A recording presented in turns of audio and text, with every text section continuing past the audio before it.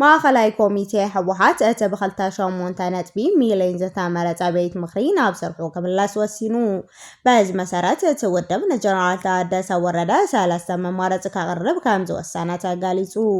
ላዕለዎት ኣዘዝቲ ሰራዊት ትግራይ ድማ ውድብ ህወሓት ዘጽደቆ ውሳነ ከም ዝቕበሉ ተሓቢሩ።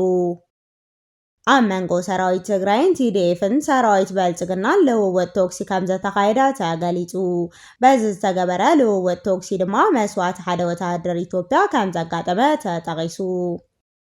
ላዕለዋይ ኣመራርሓ ውድብ ህወሓት ሞይቱ። ቤት ጽሕፈት ውድብ ህወሓት ፕሬዝዳንት ውድብ ስምረትን ትግራይ ኣይተ ጌታቸው ረዳ ብሕልፈት ተገዳዳይ ተክለ ብርሃን ዝተሰምዖም ሓዘን ገሊጾም ኣለዉ። መንገዲ ኣየር ኢትሃድ ናብ ኤርትራ ሓድሽ መስመር በረራ መኽፋቱ ገሊጹ።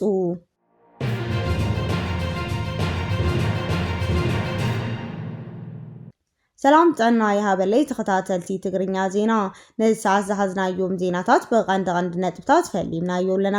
ንሰናይ ምክትታልኩም ብኽብሪ ብምዕዳም ናብ ዝርዝሮም ክነስክረኩም።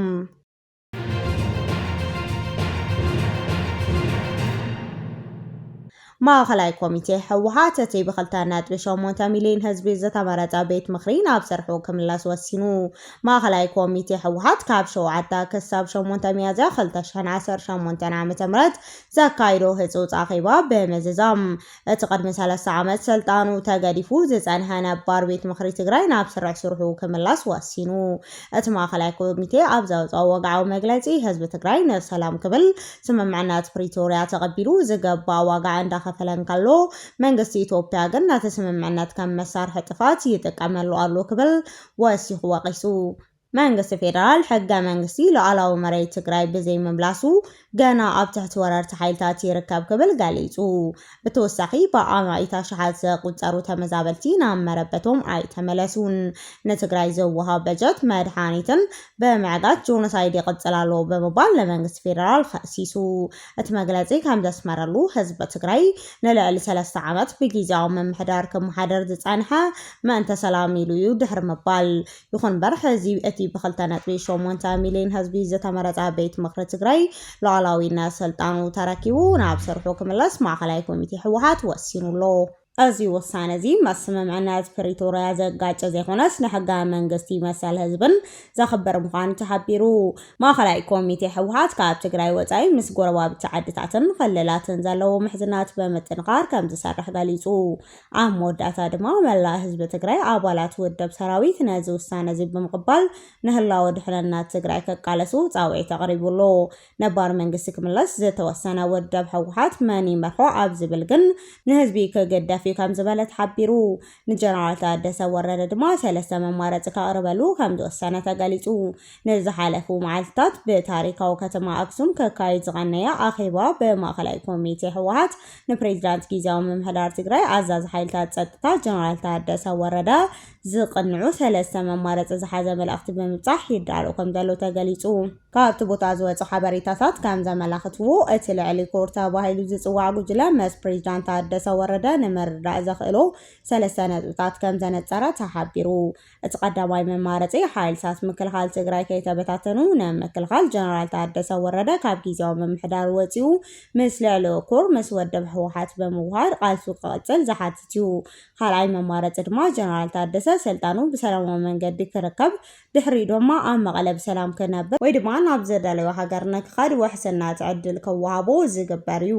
እቲ ሳልሳይ መማረፂ ጀነራል ታደሰ ነቶም ናይ ክልተ ሰላም መማረፅታት ዘይቕበል እንተኾይኑ ግን ብሓይሊ ካብ ስልጣኑ ንምውራድ ወታደራዊ ስጉምቲ ክወስድ እዩ ዝብል ነዚ ኣብ ኣክሱም ዝተወሰነ ውሳነታት ንጀነራል ታደሰ ወረደ ንምብጻሕ ካብ መራሕቲ ሃይማኖት ዓበይቲ ዓዲ ወታደራዊ መኮንናት ፖለቲከኛታት ዝተውጻጽኡ ልኡኻን ሽማግለታት ንምልኣኽ መድላዋት ይገብሩ ከም ዘለው ተፈሊጡሎ። ጀነራል ታደሰ ወረደ ክህቦ ሓሲቡ ዝነበረ መግለጺ ብተደጋጋሚ ከናውሕ ምጽንሑ ምስ ኣብ ኣክሱም ዘካይድ ዘሎ ምንቅስቓስ ዝተኣሳሰረ ክኸውን ከም ዝኽእል እዩ ዝግለጽ ዘሎ።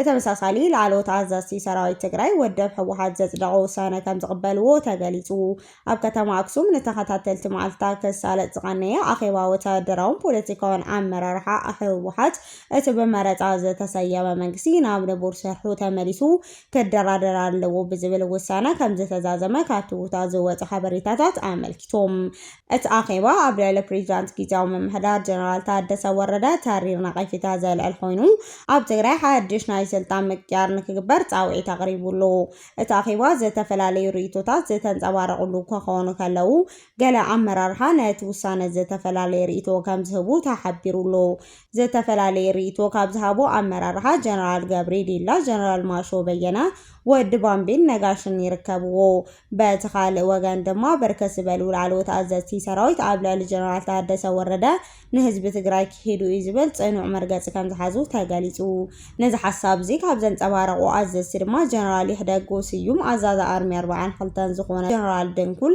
ገብረ ጻድቕ ጀነራል ህንፃ ወልደ ጊዮርጊስ ብርሃነ ነጋሽን ጀነራል ወልደ ጊዮርጊስ ተኽላይን ይርከብዎ እቶም ኣመራርሓ ኣመዛዛ ኣኼቦም ዶክተር ደብረጽዮን ገብረ ሚካኤል ናብቲ ቅድሚ ስምምዕነት ፕሪቶሪያ ዝነበረ ናይ ፕሬዚዳንት መንበሪ ክምለሱ ፃዊዑሉ እቲ ዘይተዛዘመ መኸተ ንምዕዋት ንከሰምርን ይግባእ ብምባል ድማ ጊዜያዊ ምምሕዳር ተሪፉ እቲ ብመረፃ 2012 ዝቆመ መንግስቲ ስልጣኑ ክርከብ ፃዊዖም እዚ ካብ ኣክሱም ዝወፀ ውሳነ ነቲ ኣብ መንጎ ሰራዊት ትግራይ ፖለቲካዊ መስርሕ ተፈጢሩ ዘሎ ኣፈላላይ ብግልጽ ዘርእን ኣብ ትግራይ ዳግማይ ፖለቲካ ቅልውላው ክለዓል ከም ዝኽእል ዘመላኽት ምዃኑ እንዳተገለጸ ይዝርከብ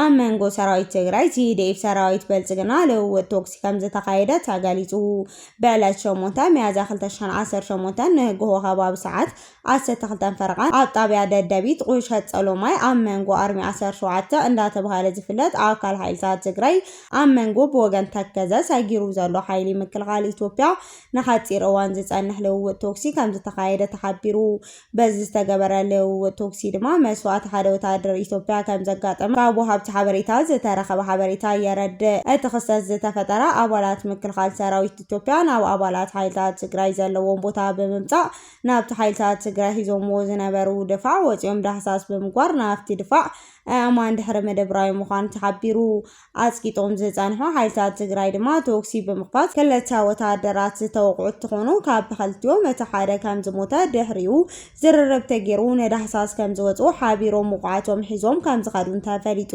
ወሃብቲ ሓበሬታ ዝኾኑ ነበርቲ እቲ ከባቢ ከም ዝሓበርዎ ብወገን ሓይልታት ትግራይ ዝበፅሐ ሓደጋ ከም ዘየለ ሓቢሮም ድሕሪ ዝፍጻመ ኣባላት ምክልኻል ሰራዊት ኢትዮጵያ ናብ ቦታኦም ተመሊሶም ኣብ ሩባ ተከዘን ዘበረብሩ ብግምት ልዕሊ 50 ዝኾኑ ሰባት ዋና መስኖ ሰራሕተኛታት ደቂ ኣንስትዮ ሓዊሱ ሰብኣዊ ጥሕሰት ዝተመልኦ መውቃዕቲ ከም ዘበፅሖም ነቶም ሰራሕተኛታት ሰብ ዋናን መስኖ ብምሉኦም ብዝበሃል ደረጃ ካብ ማእኸል ስርሖም ከም ዘባረርዎም ሓበሬታ ኣረጋጊጾም ክልቲኦም ሓይልታት ቅድሚ ኣዋርሕ ብወገን ጸለምቲ ንሰሙን ዝጸንሕ ኩናት ገይሮም ከም ዝነበሩ ይዝከር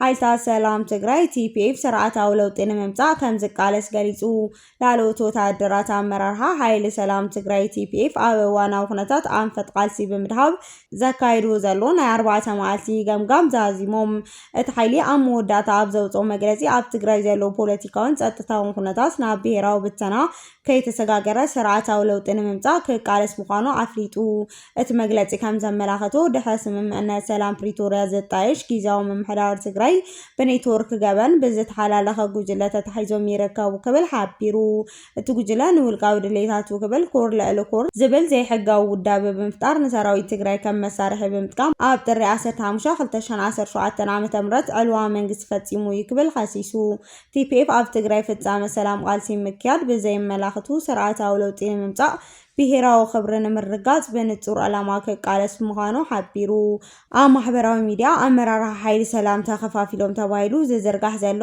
ወረ ፍጹም ሓሶት ምዃኑ ብምግላጽ ሰራዊቶም ኣብ ዕላምኡ ጽኑዕን ስጡምን ምዃኑ ኣረጋጊጾም ካብ 2013 ዓ.ም ጀሚሩ ኣብ ከቢድ ጸገም ዝርከብ ተመዛበልቲ ብመሰረት ውዕል ፕሪቶሪያ ናብ መረበቶም ክምለሱ ብጽንዓት ከም ዝቃለሱ እቶም ላዕለዎት ኣመራርሓ TPF ገሊጾም ትግራይ ማእከል ዓውደ ኩናት ብምግባር ንረብሓ ውሑዳት ተባሂሉ ዝምስረት ጽምዶ ዝተባሃለ ዘይሕጋዊ ርክብ ንምውጋድ ኣድላይ ዘበለ መስዋዕቲ ንክኸፍሉ ምዃኖም ወሲኖም። ሓይልታት ሰላም ትግራይ ኣብ መወዳእታ ኣብ ዘመሓላለፎ መልእኽቲ ሓይልታት ጸጥታ ትግራይ ናይቲ ገበነኛ ጉጅለ መሳርሒ ኮይኖም ዕድመ ስልጣን ከየናውሖ ኣጠንቂቑ። እቲ ጀሚርዎ ዘሎ ቃልሲ ናይ መላእ ህዝቢ ሰራዊት ምዃኑ ብምእማን ሓይልታት ጸጥታ ናብ TPF ክጽምበሩ ህዝባዊ ወገንነቶም ከርዩ ጻውዒት ኣቕሪቡ።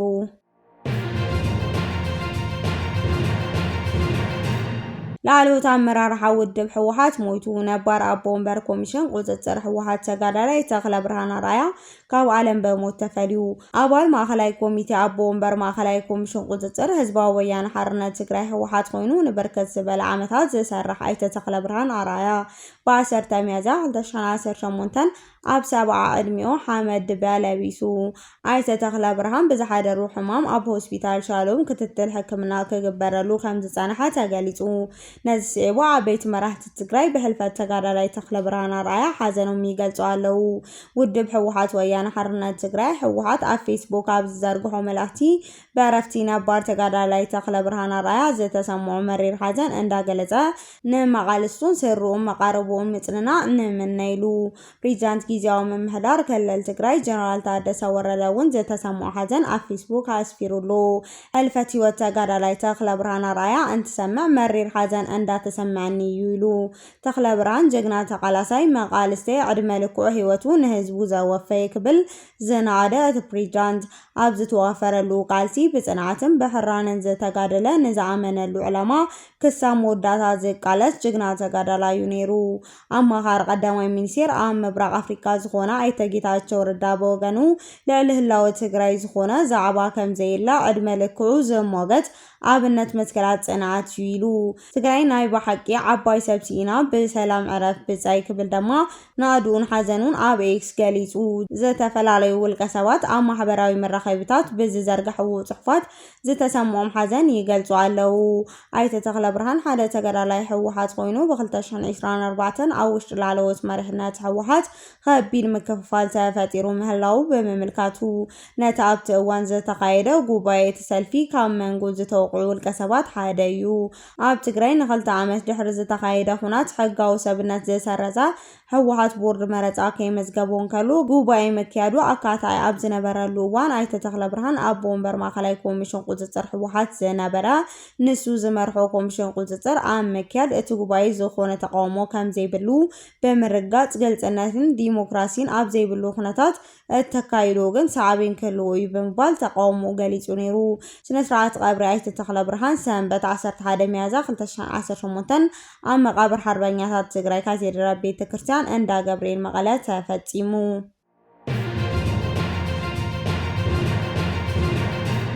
መንገዲ ኣየር ኢትሃድ ካብን ናብን ኣስመራ ሓድሽ መስመር በረራ ከፊቱ። መንገዲ ኣየር ኢትሃድ መስመራት ኣቪዬሽን ኣፍሪካ ዳግማይ ንምሕዳስን ንምስፍሕፋሕን ኣብ ዝሃንፀፁ ስትራቴጂ ውጥን ኣስመራ ቀጥታዊ በረራታት ከም ዝጀመረ ብወግዓ ኣፍሊጡ። ኣብ ቀረባ እዋን ብመንገዲ ኣየር ኢትዮጵያ ካብን ናብን ኣስመራ ዝሃቡ ዝነበረ ኣገልግሎት በረራ መቁራፁ ኣብ ልዕሊ ኤርትራውያን ገያሾ ጸቕጢ ፈጢሩ ጸኒሑ እዩ።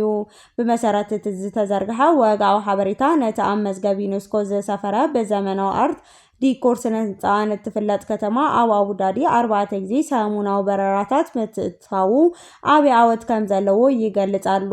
እዚ ውሳነ መንገዲ ኣየር ኢትሃድ ንነዊሕ እዋን ምስ ውሱናት ዓለም ለኸ በረራታት ዝጸንሐ ሃገራዊ ስትራቴጂያዊ መኽፈትን ድልድል መሻገርታት ናብ ሃገር ማእከላይ ምብራቅ ኤስያ ዝፈጥር እዩ።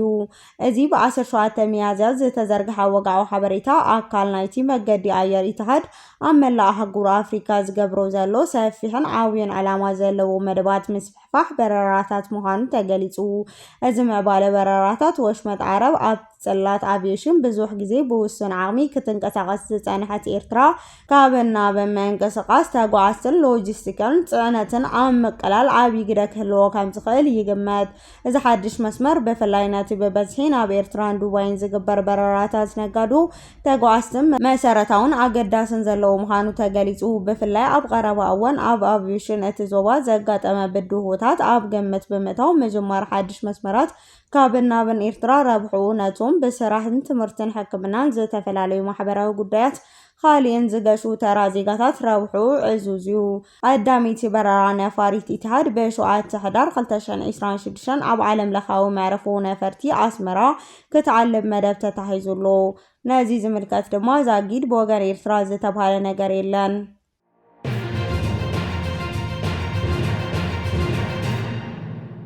ክቡራትን ፍትዋትን ተኸታተልቲ ዜናታትና ነዚ ሰዓት ዘዳለናዮም ሓደሽ ምዕባለታትን እዋናዊ ሓበሬታታትን ኣብ ዝዛዚምና ኣለና ንመክትሳልኩም ነመስግን